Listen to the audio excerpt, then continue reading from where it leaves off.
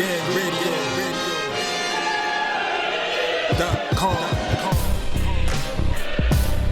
Take over. Last mission. Final boss mode. We gonna get into our first of our poll topics. I'm gonna let King P introduce the first poll topic. Alright. So, for our most recent poll topic, we had a poll topic today. You know, end of the year stuff. You know, we thought this would be a good topic because we've had a lot of crybabies this year. You know, between. You know, well, I lost because the sun was in my eyes and I couldn't see, or I had on the wrong wraps, the wrong gloves, the wrong sock. You know how it goes. Of course. So, CompuBox didn't take into account all the phantom punches that I threw. You know, they were biased, right? There was a 5-second delay on CompuBox. Yeah. Like the fight was over and they just finished adding them up. I'm like, what? Like, nah, run it back and niggas say I'm hating. So, we've had a lot of sore losers. So our poll topic today was, which of these fighters is the biggest sore loser? And the choices are, the first one was, an all-time sore loser of Juan Manuel Marquez. Next one, we have the one who's still crying to this day, Deontay Wilder.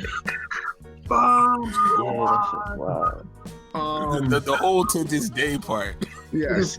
Then we have the guy that likes to whine, which is ironic because he loves vodka. That would be Sergey Kovalev. And of course, the last one, and certainly not least, Mr. CompuBox himself, Vasily Lomachenko.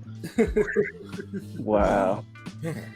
So we have the poll. I mean, it's still ongoing for the next 6 days. So feel free to cast your vote if you're listening, if you haven't casted. But as of now, we have 116 votes. And the overwhelming majority say the biggest sore loser is Deontay Wilder at 62%. To this day. Yes. So, second up is Lomachenko with 19%. Third is Kovalev with 11%, and Marquez with 8%.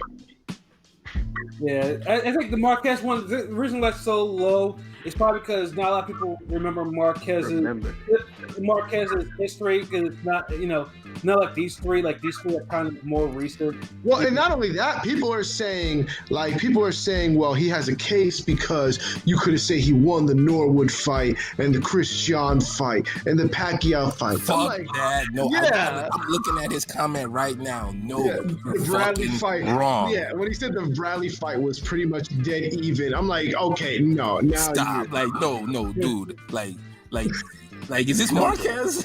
Is this Marquez burner account? Is that you? Like, come on. Talk about Marquez shit. There's always somebody that's like, so and so should not be on the list, and that's why we had a poll that we had these podcast topics, because there'll be somebody that's like, well, they don't deserve to be on. They don't need to be on the list. But then when we start talking about it and we bringing up all the shit, we're like, well, goddamn, he was a prime candidate for this motherfucker. It's like, come on, like the Marquez Norwood fight, Marquez lost that shit.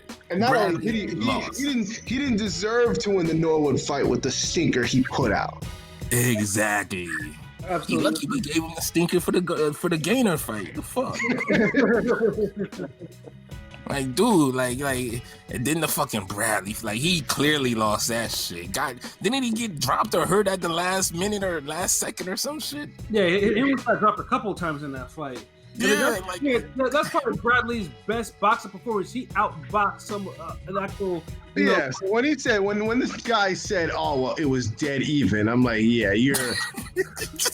Yeah. Like, bro, just stop. Like, bro, like, and this is why we say, like, yeah, you gotta be objective. And I voted for Marquez just because all the whining and like there's just too many instances of him just him being I voted for Marquez. So, but my runner up would have been Wild. If Marquez wasn't on the list, it would have been Wilder, just because the just the sheer outlandishness of the excuses. Like, it's Wilder one thing. does work. Like every time he have an excuse, we got to do a podcast about it. Like, What I'm saying, like, it does work. Like, AOP, what was your thought on like who like the biggest like sport this year, man? Keith? Oh, me? Yeah. Say that again? Yeah, who do you think was like the biggest source sport out of those four choices? Wilder, Kovalev, Lomachenko, or Juan Manuel Marquez? I think Wilder. I thought that shit was crazy. Like, it's a loss, but you just avenge what you had. That's it. Keep it moving. I think Wilder's one was the one I picked Wilder too because Wilder's the excuses that were coming from the camp was starting to get asinine, and I don't even like Tyson Fury. I don't like Tyson Fury at all. But some of the shit that he was describing is like it's not possible. Like you can't have one loaded glove in one hand and then a glove that was partially out of its glove in the other one. That doesn't happen. Yeah. And that was the only one that was somewhat plausible because that was the first one I heard, and the way like they did whoever took those pictures did a good job of like because I'm like, wait a minute, gloves don't look like that, but then I'm like, okay, you know what, I'm not gonna just jump to conclusions. And then once I heard all these other excuses, I'm like, okay, you should have just stuck with that one. Now you're doubling down with even worse ones. I'm like, okay, now I can't believe that one either. Oh, yeah. My cape was too heavy. Like, yeah, no. The top of that, like the gloves were loaded too. There was something else. Like, I was like, you gotta make it make sense. If you gotta, and then the whole Breland too. Like that was stopping the fight. That was just disrespectful. Yeah. The most disrespectful excuse. Like. Yeah, no, because and I mentioned this before. Like, I know a lot of black people. Like, some people like to equate their blackness with Wilder. Some of the to this day stuff. It resonated with people. We understand that. But let's keep it as a moment in time that was dope, folks. Yeah. Word. And it's just like, but then most of them is like, oh no, like he cheated. Like, oh no, he's like, like he did. It's like, oh no, this, name your racial slur for a white person or whatever. He cheated. He did this, he did that. But then Wilder had no smoke for his white trainer who was letting him get his head beat in. And who was the one who actually checked them damn gloves in the first place? He was actually in there when Fury was getting wrapped in plot twist. Yeah. The black guy gets fired for stopping a white person from beating up another black guy. But the black guy who was getting beat up keeps the white trainer that wanted the yeah. And somebody make this make sense. Yeah, and Wilder already lost me at that point, but this is where I was like, yeah, you gotta make it really make sense, and that didn't make sense at all. And I felt like you can't be one way, but act another way, especially when it's not warranted. Like where literally, Mark Breland didn't do anything wrong. Except, make sure this dude really saved you from possible long-lasting damage. You should be. No. He's a warrior. He's gonna die in that ring, bro. Yeah. Bad boxing skills and all. Yeah, and then Wilder, like, it was just double down. Like it was every day. It was like a new wild ass excuse, and it was just like, and top of that too, like instead of trying to negotiate a third fight. Which was supposed to happen this month, actually. Dude disappeared. He disappeared, and then and then once the Fury talks about fighting someone else kicked in, it was like, oh well, it was like Fury sprayed at me, Fury did this, Fury did that, it's like dog, negotiate. Like, what was you doing? Like, for all intents and purposes, it wasn't like Wilder was actually doing any real training. like during that little absence when he was He quiet. just kept putting out little buzz little rumors just to have his name float. And if Mayweather or Tank or any TMT fighter was in the limelight, he'll make a statement or some shit that day or tweet something like. Yeah. Like just call it what it is. It's whole shit, man. Yeah, pretty much. Yeah. You I know? think he lost his Remember when confidence. Tio said something about it. They jumped down Teofimo Lopez's throat. Yeah. What'd you say? Nah, I think he lost his confidence, man, big time. Yeah, because you know when you go around saying you have to be perfect for me for all 12 rounds and shit like that, to having someone ragdoll you like nobody's business In less than 12 rounds. In less than 12 rounds, it fuck with them. Yeah. The rounds to spare. Yeah. PG texted me again. He's like describing gloves like accessories of an action figure, and then he said rumor has it there was a sword in one glove and a pistol in the other. PJ, we gonna hear that next, right? Yeah, I wouldn't be surprised. Shit. He already had a Glock 9 in his damn glove. Yeah. And like I said, it was just and like LB said before, Teofimo Lopez, and keep in mind, like, imagine Teofimo Lopez, he's 23 years old, telling someone who's like 35, 36, to stop the bitching and shit, like, Yeah. and certain motherfuckers did not like that shit at all. A certain segment of YouTube boxing fans did not like that shit at all. Like, I mean, your little brother ain't supposed to give you no man up pep talks, though. It's like, man, I mean, like, honestly, I feel ashamed if my younger brother. I mean, I would have minded my business, but he's not wrong, so he can say whatever he wants. Keep in mind, this is Lopez, fresh off actually, lightweight championship. So Yeah, he glowed up. Yeah, you can't say nothing to Lopez at that moment, and what he said wasn't wrong. Yeah, he told him to stop being a bitch. That was just what he said. Like, word for word. And like I said, certain people in the YouTube box period did not like that shit. Like there was podcasts galore all about this within a couple of days. Like, people were butthurt that that Teofimo Lopez was called Deontay Wilder a bitch. But I mean, when you beat the pound for pound #1 boxer in the world and you make him afraid to throw punches for 6 rounds. When you turn a technician into Badu Jack, I mean, bro, his shoulder. Yeah. Oh yeah, I forgot the shoulder. What else? Shoulder. CompuBox wasn't plugged in all the way. Yeah, it was just a whole bunch of nonsense. Yeah, and it was embarrassing too, because I mean, I've always gone on Wilder. He's not acting like a heavyweight champion. Like he's looking for validation from the wrong people. Like try to looking for validation from Floyd to be that next dude and shit like that. And I was like, he's not acting like no damn heavyweight champion. Like I mean, among other things, again, I don't know about. But this was he was just really going outside. It was hosting. Yeah. Imagine Mike Tyson, caring about Sugar Ray Leonard opinion back in the 80s, and you up here beating up Michael Spinks and shit. Like, dude, yeah. like, I'm saying, throw Sugar Ray Leonard across the street, nigga. What I'm saying, like it shit was fucking wild, though. It's just, yeah, like Wilder, like a lot of Wilder's behavior, and he never ran it back this year. Like he doesn't have any fights on the horizon. You don't know what he's doing. It's just like, it's just spitting more nonsense. And what's worse too was you see other YouTubers that clearly don't even watch boxing or whatever, but niggas want to be like, so I heard that this white fighter, he cheated King Deontay or some shit like that. Like they said, how much is Wilder paying you niggas? Actually, don't even answer that. It's probably something like $100. Oh yeah, which is pretty got him. So it was what Wilder, even though Lomachenko was is like is on his he's walking around like, he didn't beat me, making all type of excuses.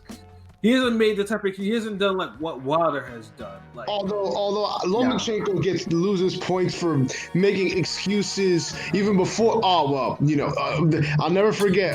First we went from he knocked out Comey. It was lucky punch. Okay, so you make excuses for another man losing. Now you want to make excuse for it was a lucky decision. Loma did that just for that. Loma deserves a vote just for that. Like, you make excuses for someone else. Like, how you a sore loser for two people? I'm saying, Exactly. Honestly, Lomachenko, but it would be one thing if Lomachenko was actually with Alex Lopez, like he actually fought hard for 12 rounds, but dude gave away 6 fucking rounds easy. Easy. The people are, but he came back and he was winning all those rounds late. He was beating up Lopez. This. I'm like, yeah, but it's like blowing somebody out. It's like blowing somebody out for 3 quarters, and then the 4th quarter you won that quarter. Yeah. Hey, yo, that's a perfect way to put that shit. You finally outscore him in the last quarter, like by 5 points. Yeah, it's like we already got the bench warmers in.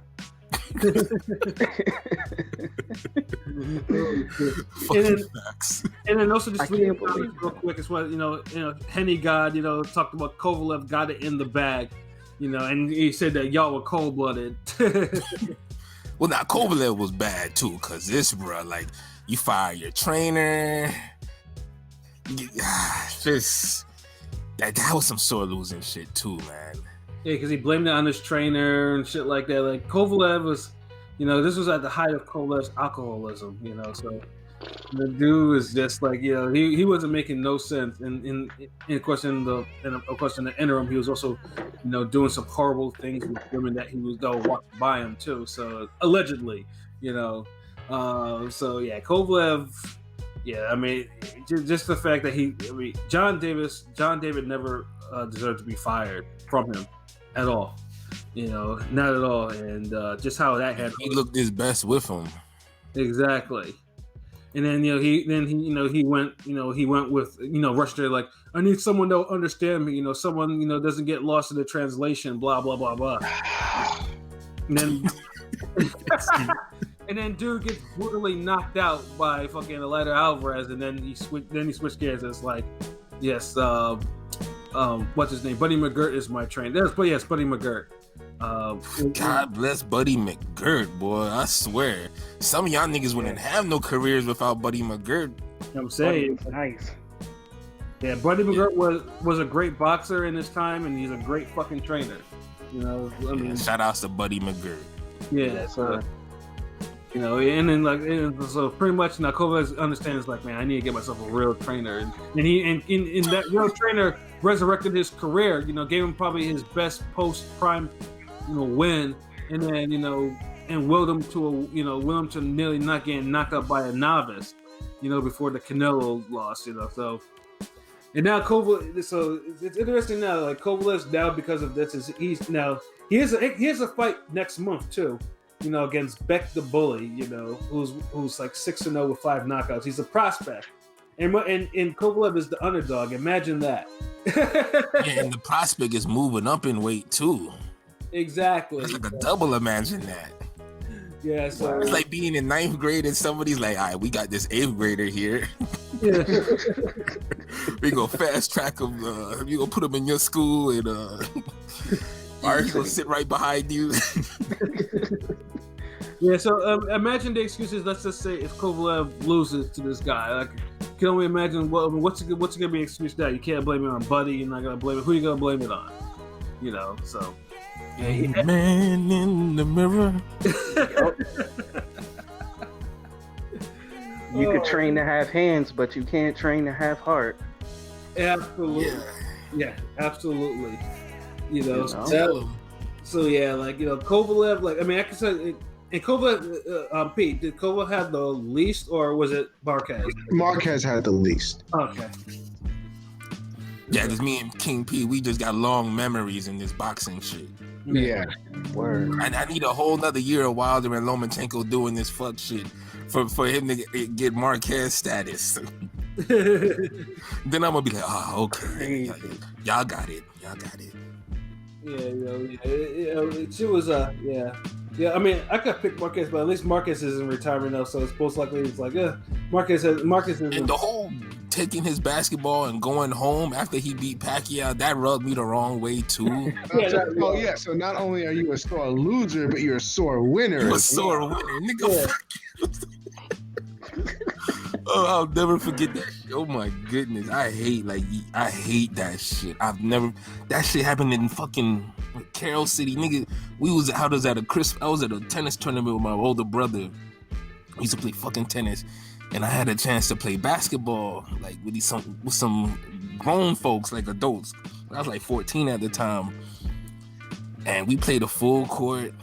But these niggas was like looking like some straight up like thugs and shit. Like motherfuckers had bullet wounds and tank tops and scars on their chest and tattoos on their like all this shit. Like, and With for some reason I was on the team with like all of them shits. It was a whole multicultural team of thugged out looking niggas. so it's like I end up on the team with the ones that look like I guess crazier or some shit, and we end up having a good game and we lose, but we was playing these niggas hard. Word. Right, like mind you, they only came out like everybody came out at the same time, and you go to the park, you just don't go to the park to play one fucking game. Right, so we ran a good fucking full court. Yeah, we fucking lost, but like we played these niggas so hard. Like I mean, we was fouling, but we let them get the calls.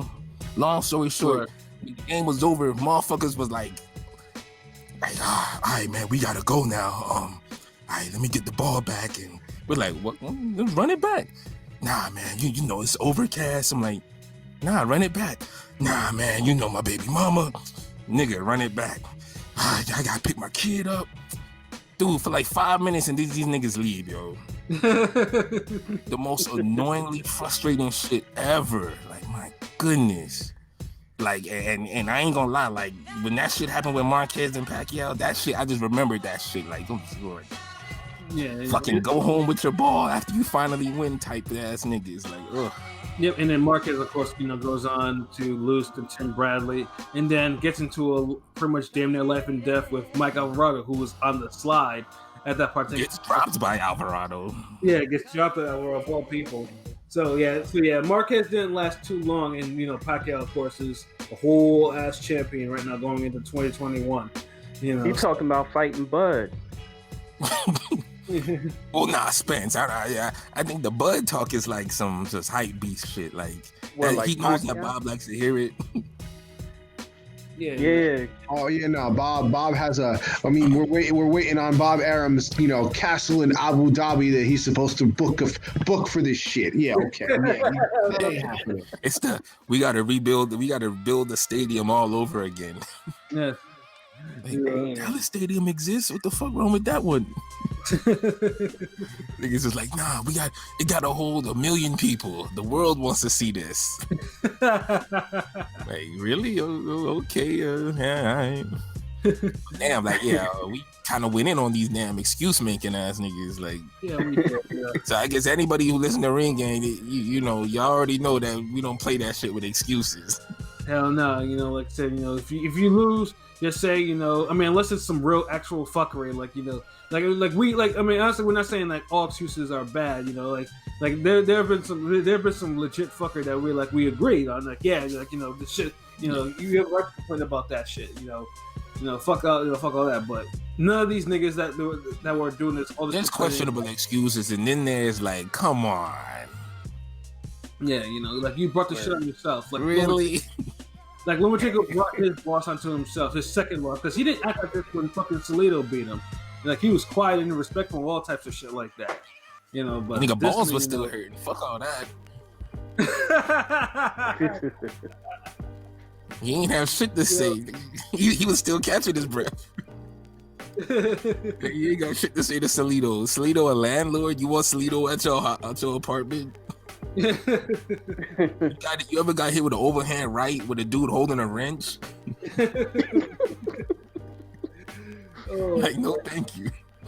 But I'll say this, like, one thing I respect about Ring Magazine is the Best I Ever Faced series.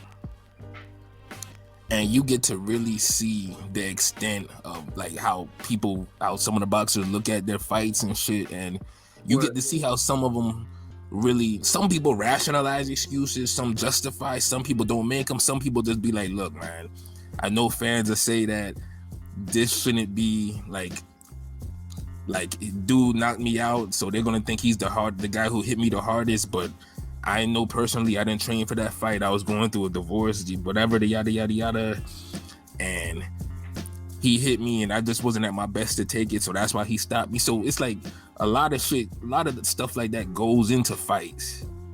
Yeah.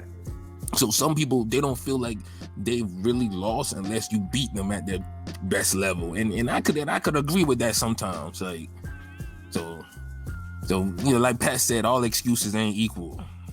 Right. Word. So especially if you tried out your excuse on the night before you fought Fury, and your excuse was fine, but then when you walk to the ring with your excuse, it's a problem. Yeah. When your excuse is a costume. Oh shit, yo. Like, fuck it, if I wear the excuse, everybody will see it from the beginning. Is it really an excuse? Nigga, that's deep. Oh shit, yo. How y'all really feel about Wilder and his legacy though? Do you think What legacy? You know, What legacy? yeah, like that's what I'm saying. Do you think he has one, or he falls under the rug and Yeah, I'm not gonna touch that one. I'm gonna touch. Yeah, he falls under the rug. I'm gonna touch. Wilder's legacy depends if, because Wilder needs a heavyweight. He needs a named heavyweight that, you know, on his record. He doesn't. I mean, the best heavyweight on his record is Luis Ortiz. Like, you know, and Luis Ortiz like 55. Yeah. And it's 75 in Cuban years. Oh yeah. Yeah, like I mean, he gets props for the first win. Like, he took his Ortiz was a tough guy or whatever like that. But since then he hasn't really fought or beaten any real of the top because heavyweights is very top heavy, you know. And you know, he's 35. He has all these knockouts. Top heavy, but there's been some quality names that Wilder could have fought. Like heavyweight, yeah, it's top heavy when you're talking about the very best. But he still got names he could have fought that was underneath that, like Chisora, Parker, fucking Ruiz, Dylan White. Like, come on, like Michael Hunter, Povetkin. I'll take Povetkin off of that list. Even Charles Martin, you know. Even Charles Martin, Kaunaki, like Wilder look like he's gonna retire, bro. Like, if he comes back and fight, I'll be highly surprised. He's not moving like a guy who cares about his legacy and wants to come back and say, look, man, I don't want y'all to remember me like this. You think he's gonna do some Eric Morales shit and come back and fight the most dangerous puncher and prove everybody wrong, win or lose? Yeah, that's the thing, too, because Wilder's pretty much now, like, there's a template to see how he can actually beat him, and Fury actually, you know, showed him 2 different ways to beat Wilder. And, you know, and the way, because the knockout loss is going to be the one interesting one, because, you know, if you take the fight to Wilder and keep it in his chest, what's Wilder going to do? Does Wilder have an in-game? No, he does not. And that's why he avoided guys who would take it to his chest. Yeah. That's why you didn't see no Chisora fights, no Ruiz fights. Yeah. You know, so anybody could be right there on him. So yeah, like. Yeah, because like Wilder, for his legacy, he would have to run that back with Fury the third time and actually knock him out to have any type of legacy. Without it, like, or either that, or he's gonna have to body like Joshua, or, you know, even face like, you know, he's gonna have to go on a streak. You may need both of them, but his legacy is literally like he needs some actual. He needs to get back from Fury, and he needs to knock out. He needs to fight like an Oscar Rivas, somebody where he can knock out that's respectable, and then say, look, let me get the winner of Fury, Joshua, or Usyk, and, you know, target one of them 3 names. Well, even Joe Joyce. Joe Joyce, even though Joyce, yeah. Yeah, fuck all that, man. We done named like so many niggas, man. Wilder got work to do.